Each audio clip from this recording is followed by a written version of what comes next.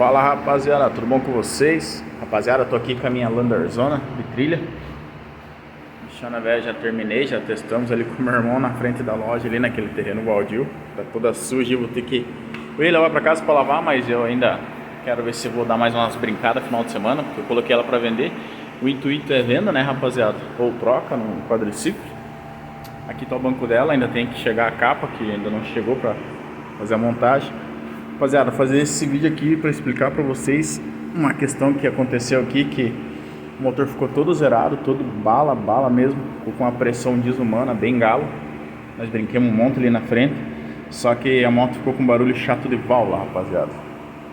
E eu abri para fazer a conferência aqui, tá tudo certo, a regulagem da válvula tá certinho. Abri do outro lado aqui para ver se não era o tensor, não, mas tá bem tensionadinho aqui, bem da hora. E ver se não tinha, Deus livre, né, alguma coisinha fora aqui. Deixei tudo no ponto, rapaziada. Fui fazer um teste, nada. Daí peguei nos balancinhos aqui, rapaziada. Folga nas laterais dos balancinhos, rapaziada. Balancinho novo. Peça paralela é complicada, né, rapaziada. Daí em alta rotação ele faz o mesmo barulho de válvula.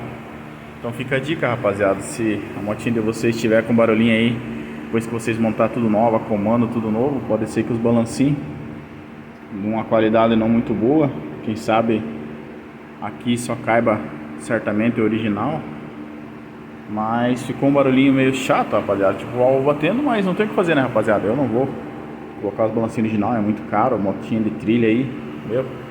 Quem se interessar em vender e não se importar com esse barulhinho chato, vai assim mesmo, senão eu vou ter que aguentar essa bicha velha aí, né? Não vou mais investir, né, rapaziada? Tá louco? O motorzinho ficou bem zero, bem bala. Brinquemos um monte ali na frente ontem. A única questão é essas folgas no balancinho, rapaziada. Deixa eu ver se eu consigo pegar aqui de perto pra vocês verem. É que com a mão aqui, ó, ao mesmo tempo que você puxa, você segura, né?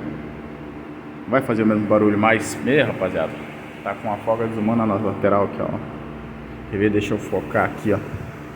Deixa eu ligar a lanterna. Olha lá, rapaziada, ó.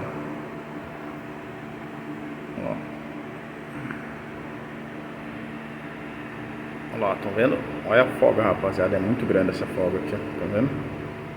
Muito grande essa folga. Ela em alta rotação faz o barulho chato. Beleza, rapaziada? Fica a dica pra vocês então. Pode ser um dos problemas de vários que ocorrem barulho no motor da Lander, né? Valeu!